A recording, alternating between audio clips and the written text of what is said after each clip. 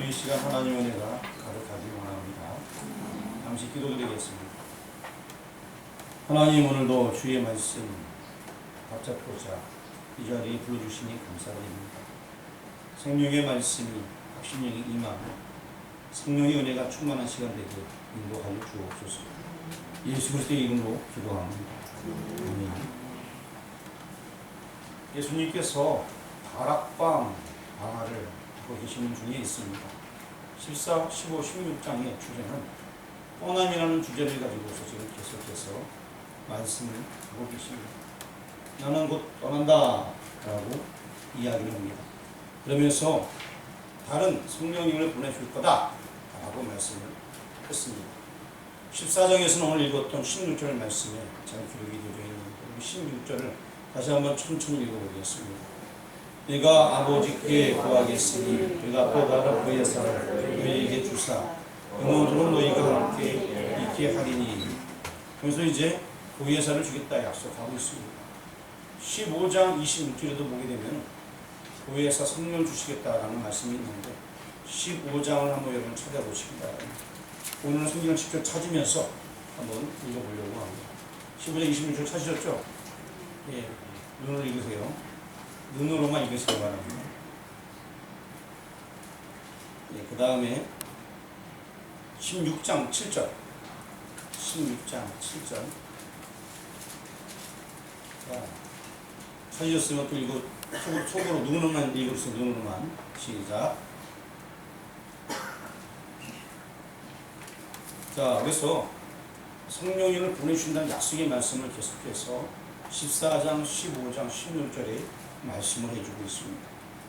그러면 성령이 오시기 전에 보혜사는 있었을까요? 없었을까요?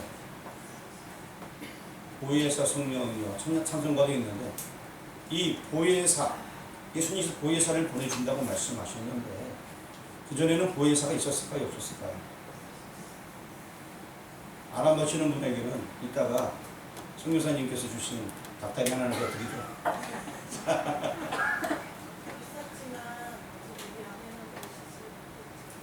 있었지만 우리 안에는 오지 못했다. 네, 정답입니다. 네, 100점이니까 이따 닭다리 분명히 하나 더 챙기시기 바랍니다. 이따 떠주시는 다 챙겨주세요. 자, 그리고 요한 1서 한번 찾아보도록 하겠습니다. 요한 1서 2장 1절. 오늘은 성경 공부한다 생각하시고 성경을 한 여러분들 찾을 테니까 차근차근 한번 읽어보도록 하겠습니다. 요한 1서 2장 1절입니다. 찾았으면 같이 공독합니다. 나의 자녀들아, 내가 이것을 너희에게 쓰니 너희로 죄를 범하지 않게 하리라. 만일 누가 죄를 범하여도 아버지 앞에서 우리에게 대언자가 있으니 곧 우리 신 예수 그리스도시라. 아멘. 자, 보혜사 성령을 보내주기 전에는 예수님께서 그 역할을 하고 있었습니다. 그래서 예수님께서 대신해서 대언자 역할을 한다는 것입니다. 그럼 보혜사가 도대체 무엇인가? 한번 여러분에게 설명을 드리려고 합니다. 이제 잠시 앞을 보세요. 앞을 보시고 성경을 아무리 봐도 이제는 뭐 더 이상 나오는 게 없습니다. 성경 있는 건 집에 가서 읽으시고. 자, 이 보혜사라는 것은 파라클레이토스라는 것입니다.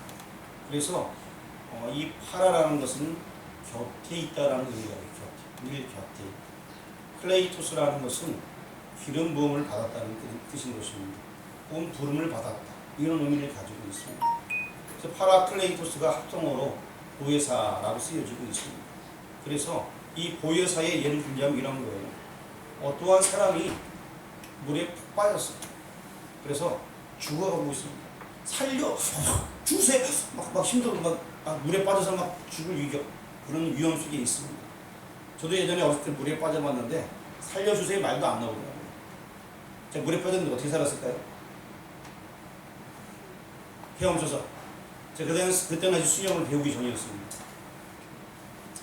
물론 어렸을 때부터 저희 동네 사람들은 수영을 대부분 잘했는데 저는 이상하게 수영을 못했어요. 들어가면은 걸어 나왔어요. 항상 땅밖 걸어 나왔는데 한 번은 또 물이 좀 많은 데 가서 빠졌어요.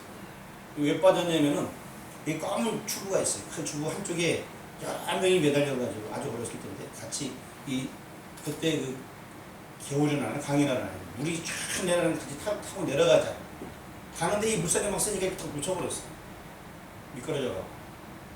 그러니까 뭐 발언 한다고 뭐 살려주세요 얘기도 안 나오더라. 급하니까 호죽호죽. 물살은 계속 쓸려 내려가고 그냥 그렇게 떠내려가다가 저 돌에 걸려갖고 살았어. 바위들이 좀 이렇게 있더라고요. 누가 구해주지도 않았어요. 그래서 지금 저랑 여러분 만나고 있는 거예요. 하나님께 쓰시려고 그때 살려주셨어요. 그때 안 살려주셨으면 뭐 못 보는 거예요. 자, 그때는 그 돌이 저를 구원해 줬는데 사실 물에 빠져 호적거릴 때에 누군가 완벽하게 구원해 줄 만한 아주 멋진 사람이 등장해서 딱 구원해 줬을 때 이것이 바로 보혜사라는 의미예요. 쉽게 설명은 그런 겁니다. 다르게 또 표현한다면 죄수가 굉장히 두려워 떨고 있습니다. 자기 스스로 변화할 힘조차 없어요. 그때 변화해주는 사람, 그 사람이 보혜사라는 것입니다. 또 다른 표현은 내가 너무나 힘들고 어려웠고 누가 내 말 못할 상황을 갖고 있을 때 누군가 내게 다가와서 위로해 줄 때 그것이 바로 보혜사라는 거예요. 늘 곁에서 나를 지켜주시고 변호해 주시고 늘 곁에서 나와 함께하는 그분이 보혜사라는 것입니다. 그래서 보혜사가 있으면 두렵거나 떨리거나 외롭지 아니합니다. 늘 내 곁에 함께하기 때문에 그러합니다. 이제 예수님이 떠남으로 그 역할을 할 자를 보내주시겠다라고 말씀하시는 것입니다. 우리 본문 말씀 18절 말씀 한번 같이 읽어보겠습니다. 18절입니다. 같이 문독합니다. 내가 너희를 고와 같이 버려두지 아니하고 너희에게로 오리라. 다시 한번 읽겠습니다. 시작. 내가 너희를 고와 같이 버려두지 아니하고 너희에게로 오리라. 아멘. 분명히 내가 갔다가 다시 온다는 얘기인데 주님은 떠나시면서 직접 주님이 오시는 것이 아니라 다른 보혜사를 보내준다는 말씀인 것입니다. 그런데 고와 같이 버려두지 아니한다는 거예요. 다른 말로 표현하면은 내가 너네 부모님이다. 내가 너희를 버리지 아니할 거다. 그 말씀을 해주고 있습니다. 내가 너희의 부모님이야. 내가 결코 너희를 버리지 아니할 거야. 근데 이 약속은요, 인간관계의 약속이 아니고 하나님께서 우리에게 약속해 준 거예요. 그 약속은 변기함이 없습니다. 그 약속은 그대로 되어지는 것입니다. 너희에게로 오리라. 즉 성령님을 통해서 올 것을 말씀해 주고 있습니다. 이를 깨닫기 위해 성경을 한번 더 찾아보도록 하겠습니다. 성경 다 갖고 오셨죠? 로마서 8장 9절입니다. 로마서 8장 9절.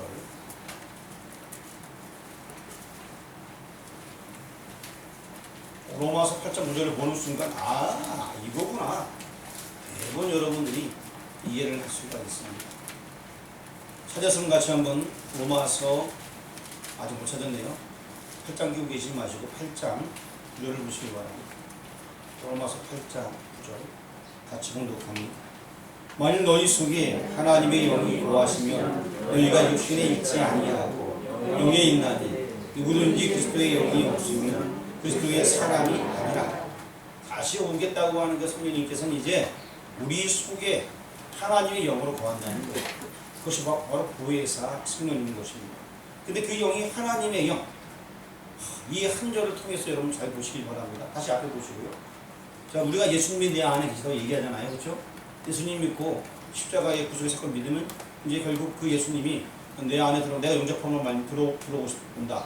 그래서 나는 하나님의 자녀라고 얘기합니다. 근데 여러분 오늘 로마서 보니까 그 영은 그리스도의 영이라고 얘기합니다.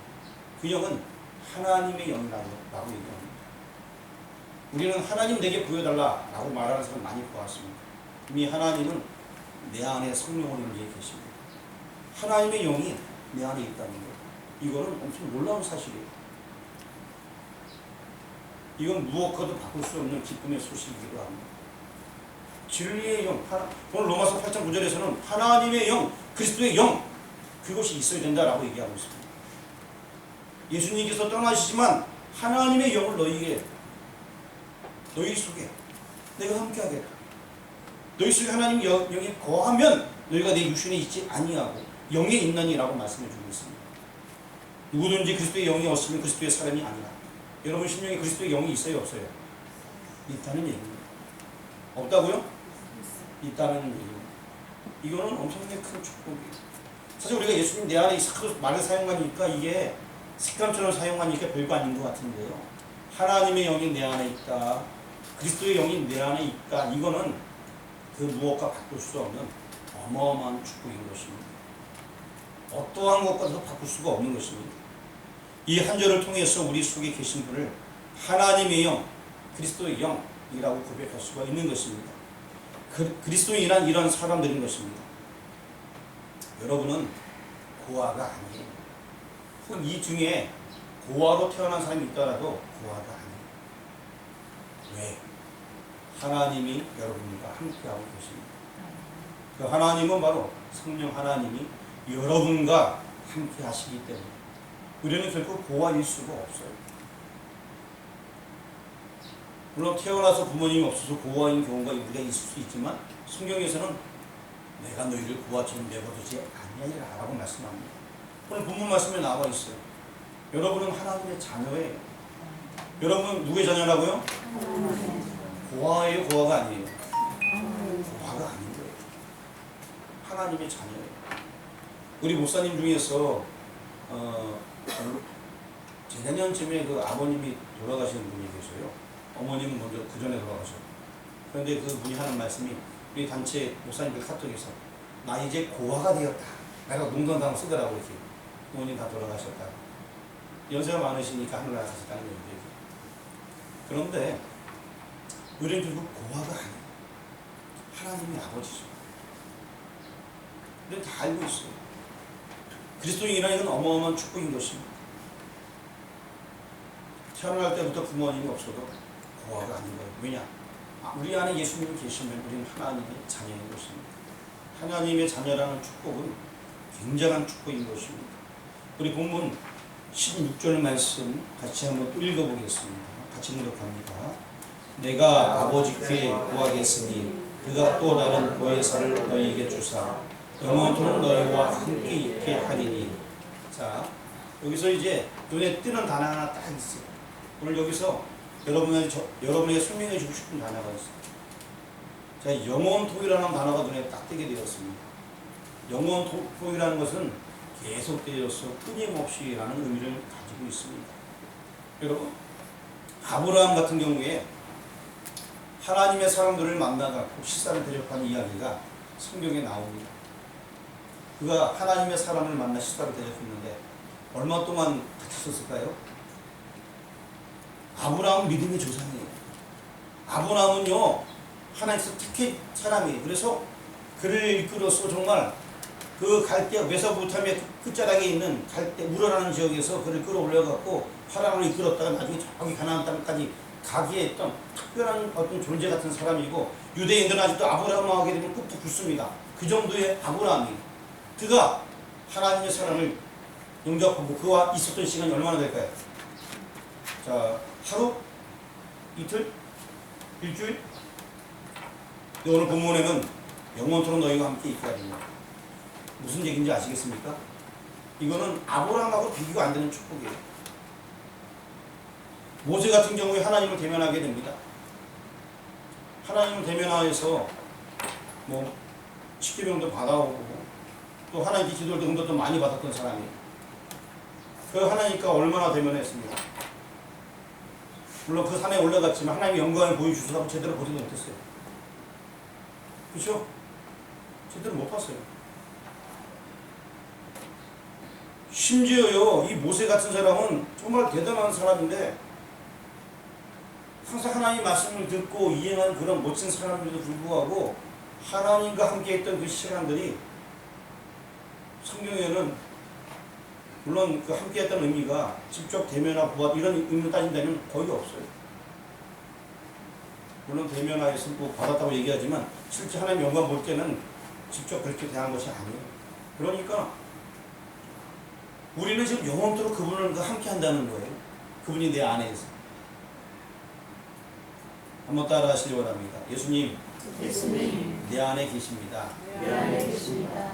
그리스도의 영이 그리스도의 영이 내 안에 계십니다. 내 안에 계십니다. 하나님의 영이 하나님의 영이 내 안에 계십니다. 내 안에 계십니다. 이거는 이로 말할 수 없는 축복인 것입니다. 오늘 본문 말씀 17절 말씀 한번 같이 읽어보겠습니다.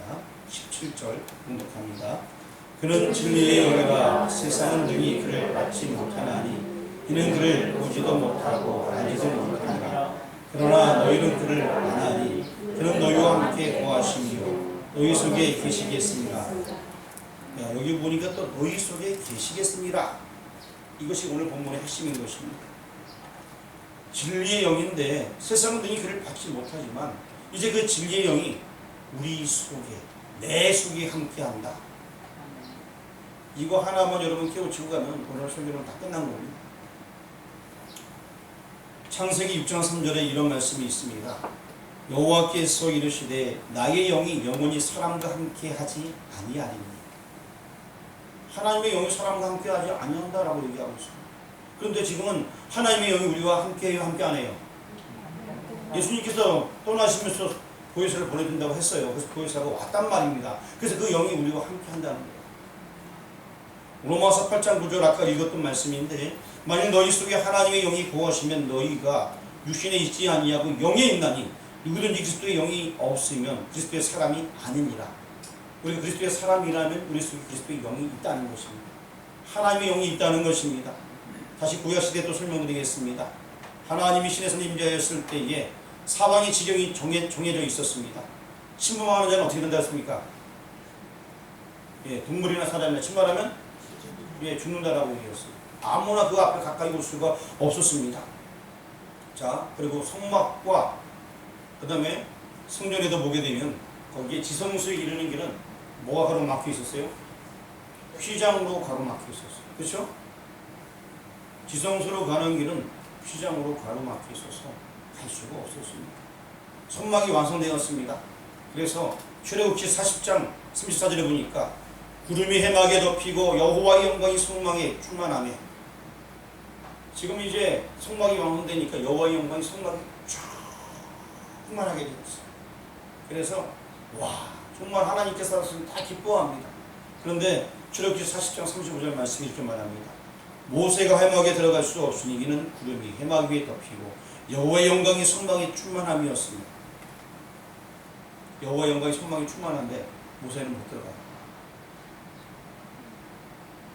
들어갈 수 없었어요.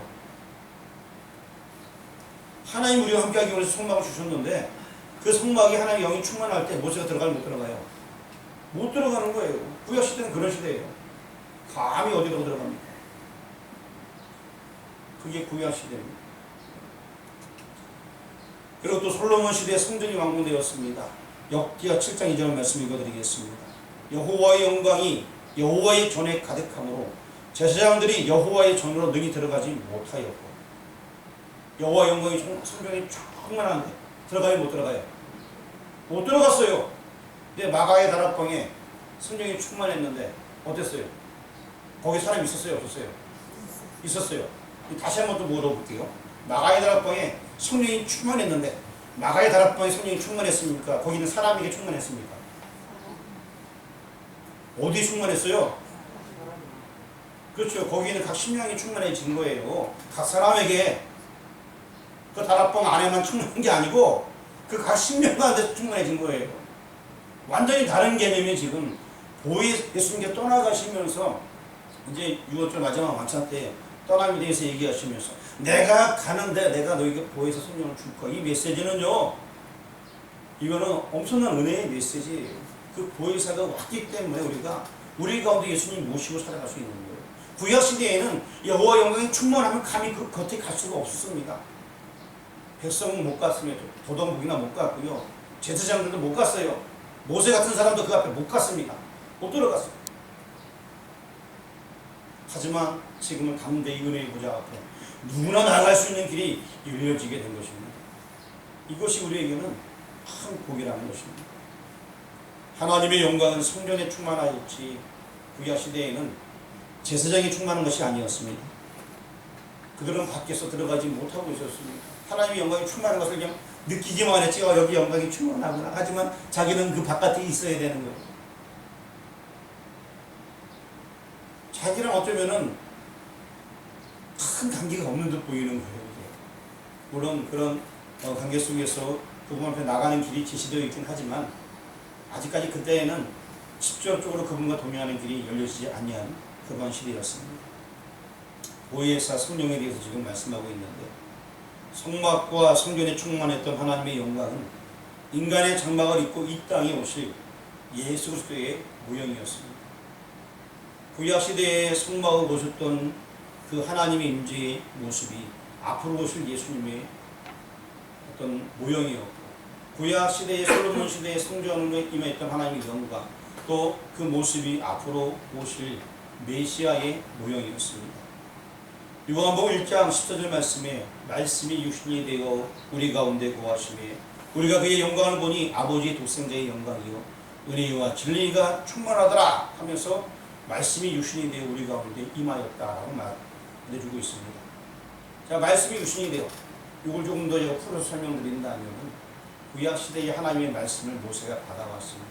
그것을 어디에 보관했습니까? 그렇죠. 거기 보관했죠. 어디에다가요? 크게요. 뭐 언약궤 혹은 법궤라 그러죠.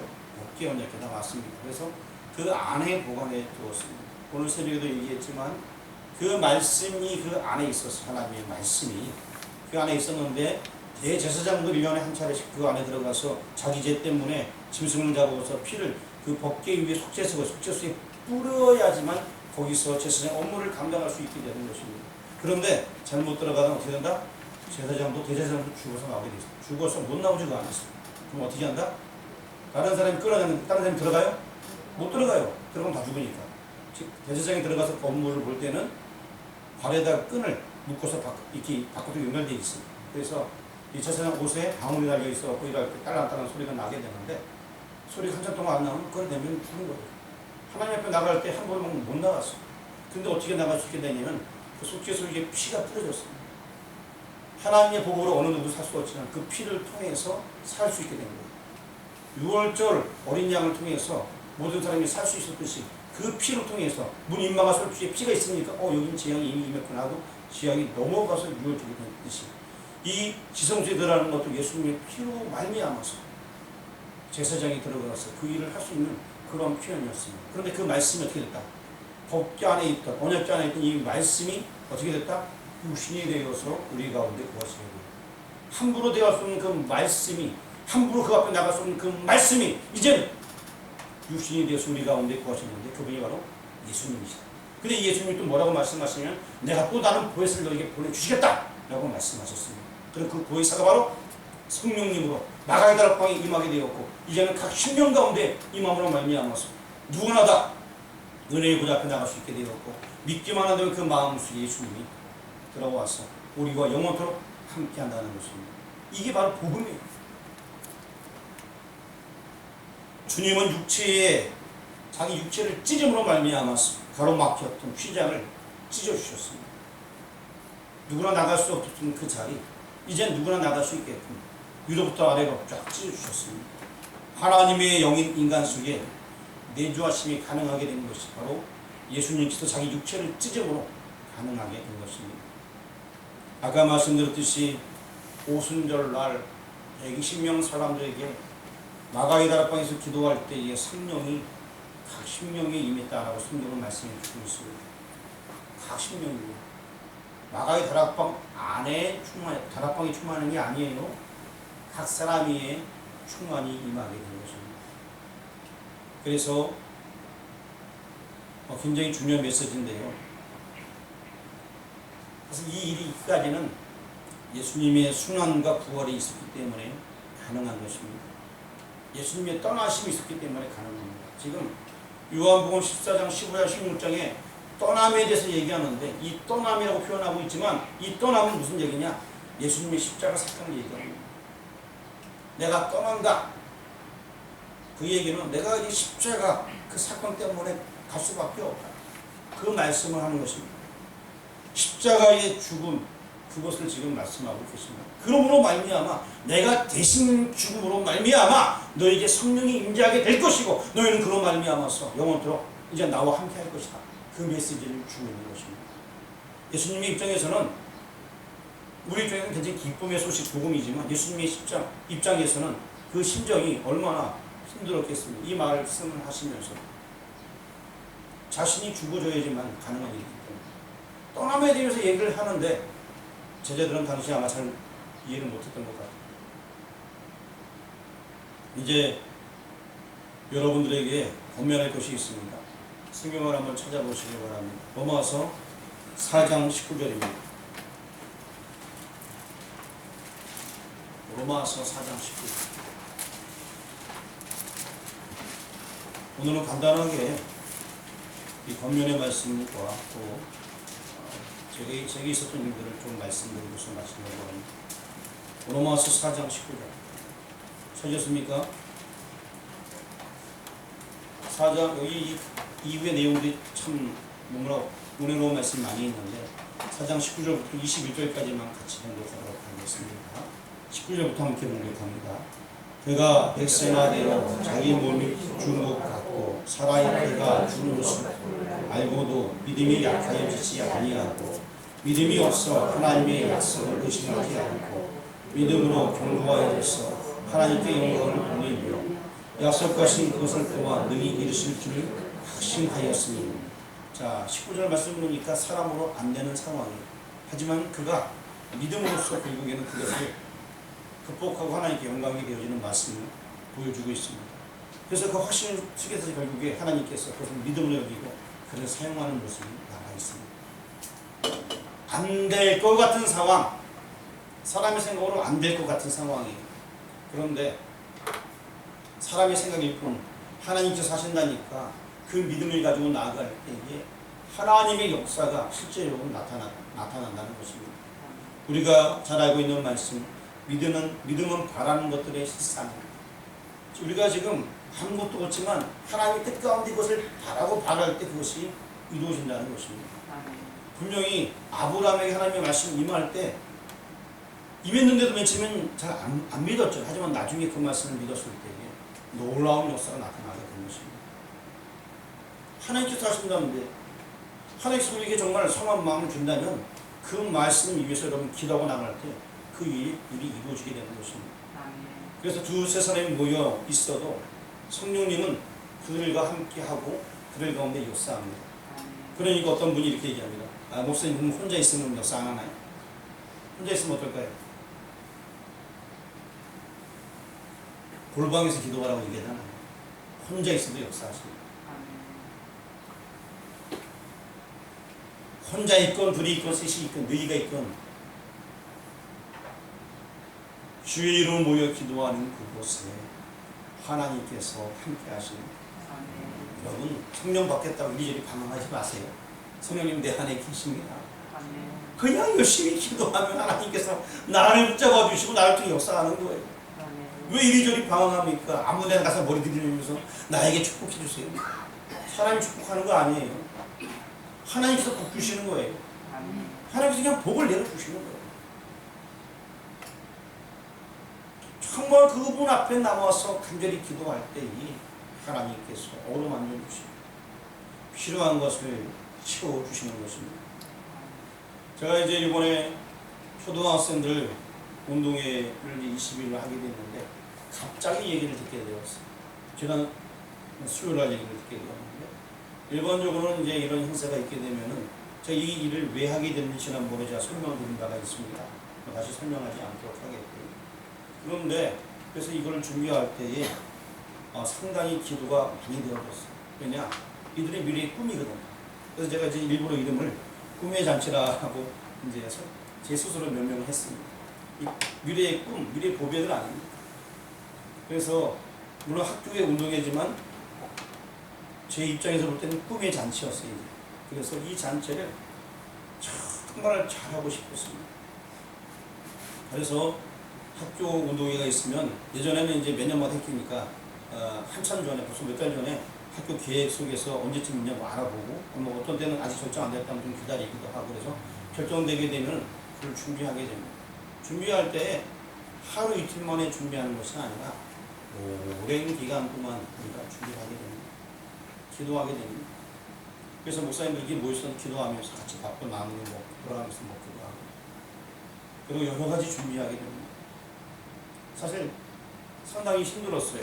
하지만 기쁨으로 이 꿈을, 이 미래의 꿈들을 우리가 어떻게 하면 이들에게 희망을 주고 이들이 정말 마음을 상하지 않고 잘 뛰어놀고 그리고 또 교회에 대한 좋은 이미지를 어떻게 하면 전달할 수 있을까, 이런 생각하에서 그 일을 하게 되었습니다.